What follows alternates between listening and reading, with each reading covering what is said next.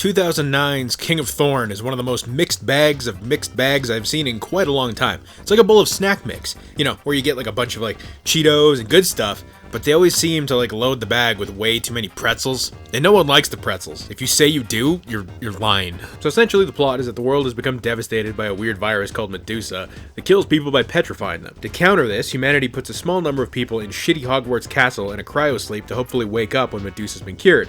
100 years later, well, your body is maintained and taken care of by an AI called Alice that gives off serious HAL 9000 vibes. There's no way this could go wrong. It's totally well thought out. It's all good, I'll sleep away the plague, wake up nice and cozy and warm, and oh no. The world they wake up to, it sucks. Birds that look like ball sacks, demon things that look weirdly similar to Salunga or whatever he's called from Godzilla Singular Point, but if it had like a weird devil baby with a Diablo monster. Also, the entire castle's been overtaken by thorns, and after a hilarious scene where basically every single person who went into cryosleep falls down an elevator shaft at once and gets eaten by whatever the fuck this is supposed to be. It's cold!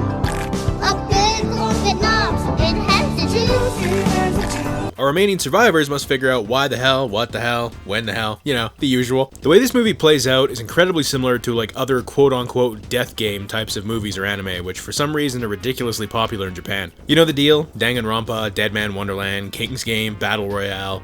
Bunch of unique but pretty cliched survivors stuck in some horrible situations, slowly being killed off one by one. But what really struck me while watching Thorn was just how much this whole thing feels like it follows the exact same beats as Resident Evil. I mean, think about it. This whole facility is controlled by an AI called, coincidentally, Alice. A virus has killed off the population, monsters are roaming around a castle that looks like a high-tech lab, there's a whole bioweapon subplot weaved into all this, and lastly, the final sequence has the bioweapon going apeshit and mutating into final boss mode, while our heroes attempt to flee in a helicopter.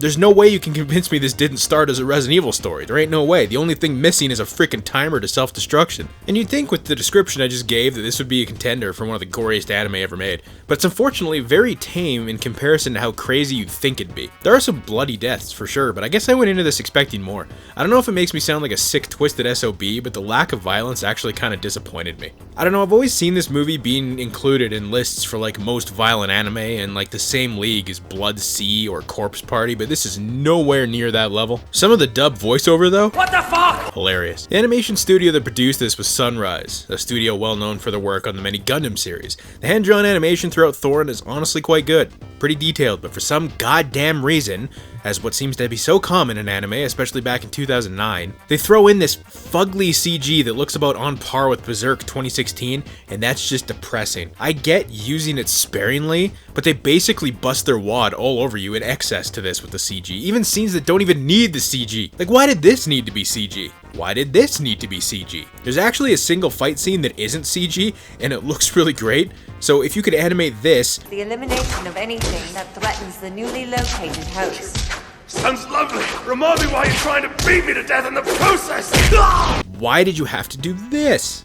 And then there's the ending, which I'm not going to spoil, but what I will say is that it goes into Evangelion levels of weird, and it's either going to make or break your entire perception of the entire movie. For me personally, once I understood what the hell was happening, I actually kind of liked the movie more as a whole, but I could see some people coming out of this just thinking, fucking why though? Like I said, mixed bag. The premise is pretty intriguing, but I feel like they somehow skipped over too much, yet somehow left in too much padding at the same time. Every time this movie feels like, oh, this is the reveal, it just keeps going. I think if anything, what this makes me want to do is search out the manga, because apparently the movie cuts out a ton of that, and yet somehow still feels 20 minutes too long. I know this movie has a bit of a cult following, so I probably just pissed off a mob. This movie didn't outright suck, it could have been a lot better.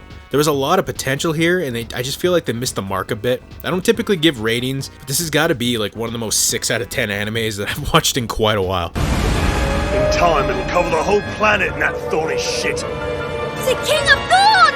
What?